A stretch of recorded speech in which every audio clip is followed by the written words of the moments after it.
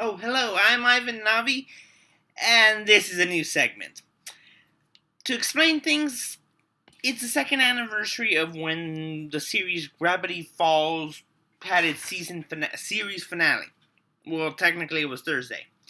And I honestly didn't pay much attention to it, except that Alex Hirsch, the creator of the series, was doing a bit of an online event on his Twitter. To get people's attention, gave out little puzzle pictures, and you know what? Was to reveal the cover for the new graphic novel coming out that will not exactly continue the series, but give us supposedly canon stories, things that just didn't happen in the show. And you know what? I did love Gravity Falls, as considering I have two of these books. Yes, this is a much more expensive one I bought secondhand because it had glow in the dark stuff. I thought, you know what? A lot of these stuff that I really like, I didn't even notice about it until the second viewing. Heck, even Disney XD had a special Return to the Falls where they showed all the episodes back to back to back. And that got me thinking, why don't I just watch all the episodes again? I'm sure I'm not the only person who thought of that, but I'm gonna vlog it. I'm gonna video my reactions to it. So yes, if you haven't watched the series, if you are interested in watching the series, turn off this video now. Come back to it later. Because, yeah, this is going to be very spoiler-ish. Spoilerific? Spoiler-tastic. So let's start with Turth Truck, because it's the pilot episode. You know what? I haven't watched the unaired pilot. I do have access to it because of that whole cipher hunt. But I don't actually have it. I really should watch it. But let's do this one. This is the aired pilot, Turth Truck. Which the first thing I notice is, yeah, Dipper and Maple are in a golf cart running from their lives from a giant monster. You know what? People don't give enough credit to this show. It gets you right into the events. It gets your attention. And then we get Dipper's voiceover, where he's saying, well, how did I get into this? I usually don't like to flash backwards to catch up to the story, but you know what? It's actually pretty good narration. I don't think we get narration in any other part of this series except for the last episode, for the last 2 minutes. But it works here. It really works. You see, and by the way, the whole bookend thing. I didn't realize there was narration in the first episode and the last episode until I rewatched this episode. You notice little things. Okay, so where was I? It sets up the series pretty quickly, the characters. These kids do not live in Gravity Falls. They're from Piedmont? Yeah, it's revealed elsewhere. But they're here in Gravity Falls to visit their great Uncle Stan. Sets it up easily. He has the mystery shack at Turth Truck. And Dipper pretty much explains who he is and who his sister is. Maple is much more open, much more positive. He is not. He's more suspicious, thoughtful, and all those stuff. Which does a pretty good job at explaining the characters.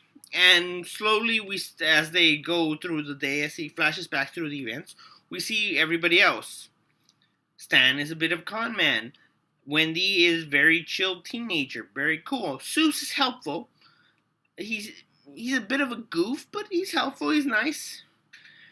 And he's willing to believe all of Dipper's crazy stories. And Dipper's starting to get suspicious about it, especially when his arm starts saying, "Be warb." He misread it as beware. Oh well, I'm sure that doesn't mean anything. So Stan sends him off into the forest to go put up signs for the Mystery Shack to get more tourists to come in. As he's doing that, he knocks on a tree to nail up the sign, but he finds that, well, it's metal. A metal tree. He opens up a hatch, reveals a little control panel, and he flips the switch, opens the panel, and out comes journal number 3. Yes, I have the replica. I think we just mentioned that. He looks through it and finds out, a bunch of little mysteries. Gnomes, zombies, tigers, bears, oh my. And the message. In Gravity Falls, trust no one. And in which case, Mabel shows up and asks, "Hey, what do you got there?"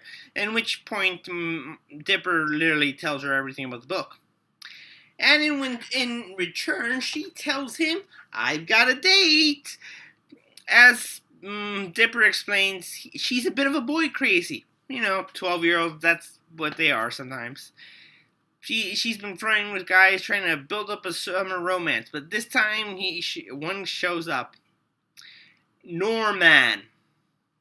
Yeah. Norman Newman. I don't know. I want to say this is a reference to an old science fiction movie, one of those black and white ones where an alien says, "I come for the humans." I don't remember which one that was, but I think it was a reference to that, and I hope Alex Hirsch knows that I love it. As we continue on, Dipper figures the guy's a zombie. But as he sneaks around them trying to find clues to prove it to Mabel, "Your new boyfriend is a monster." "Ooh, is it a vampire?"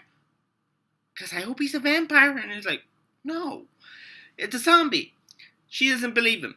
Let's face it, if your brother told you, "Hey, your new boyfriend's a zombie," would you believe him?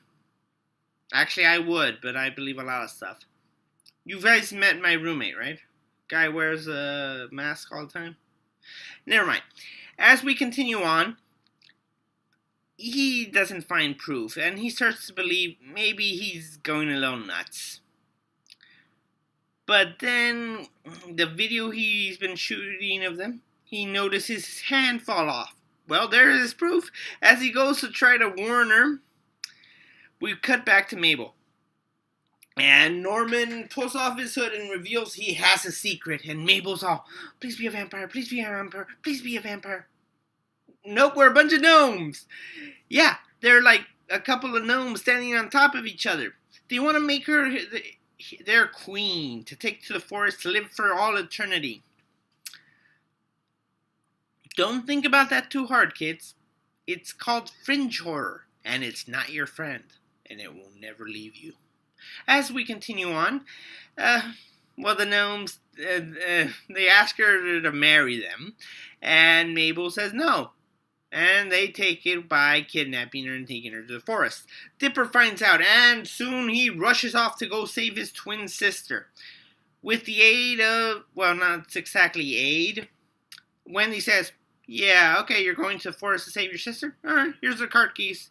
Don't crash into anyone." And Suze gives him a shovel, in case of zombies, and a baseball bat, in case of piñatas. So he rushes into the forest to save her from zombies, and it's gnomes. Yeah, gnomes. I'm really trying hard not to make a gnome joke here. But Romeo and Juliet and Romeo... I can't believe they're making another movie of that. Okay. Hit the screen there. So as they continue on, they fight off the gnomes and rush away. But the gnomes don't take no for an answer. Again. She's just not that into you. Or you. Or you. Or you. Or you. Or you. Or you. Or the thousands of other yous. Somehow these gnomes gather together and form an almost mech-like monster made of gnomes. Mech-like monster made out of gnomes. Can you tell why people love this series so far? Anyway, the monster goes chasing after them, breaking down stuff as they go. And Dipper pulls out the journal and looks for a weakness, and unfortunately, it's a gnome. A gnome? Yeah, I'll punch myself later. They reach the mystery shack, hoping to get help, but none is there for them. As the gnomes are about to win, Mabel says, "I have to do it." She goes in to stop them, to take their wedded hand in marriage. And honestly, they have a very nice diamond ring for her. And she pulls out a leaf blower. They're at the yard. She left one there earlier. She grabbed it and it's just blowing them away. They're like this tall. They get kicked off like super easy. Yeah. Honestly, if they stayed the giant gnome, they probably would have won. But no, they got their butts, tiny, tiny little butts, beaten back by Mabel. And it's a happy day. Dipper writes in the journal that the gnomes have a weakness, and it's leaf blowers. And the book told him trust nobody, but he trusts his sister. So, yay! Awkward sibling hug and everything. But what? Should he trust everyone? As we cut away, we see Uncle Stan in the mystery shack, opening up the vending machine there and revealing a secret passage. Dun dun dun! Of course, if you watched it when it aired, we had to wait like 3 years to find out what was behind there. Or was it stuff? We waited a while. Honestly, the hiatuses were so long it was hard to keep track. But we eventually did get the answer. And honestly, it was a pretty solid episode. The narration was good. I don't usually like narration in shows like this. The art was good. The characters were developed. You're seeing their faults. They're shooting that Mabel doesn't always believe her brother when she should. Dipper can get carried away. Those are big things, and they carry on. Heck, even Mabel has been shown to get carried away with stuff, which is a theme that keeps going throughout the series.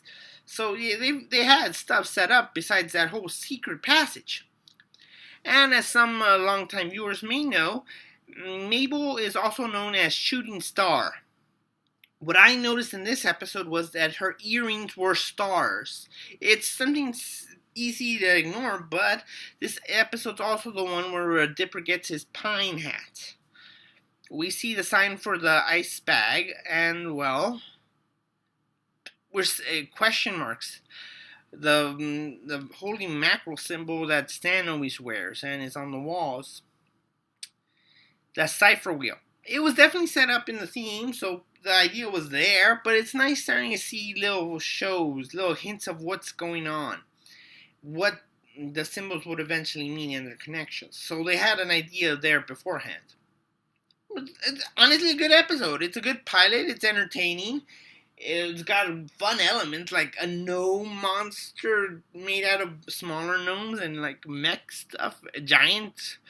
Honestly, that's pretty crazy and I liked it. There's not much to say. Again, this is the first episode.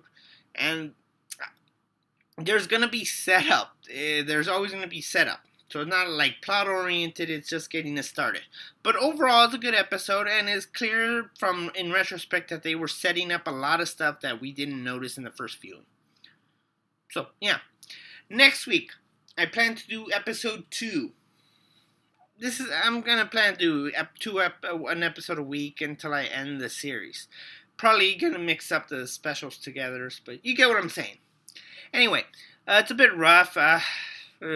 I've been doing my taxes all weekend, and honestly, I needed a little something of levity to get through it today. So, yeah.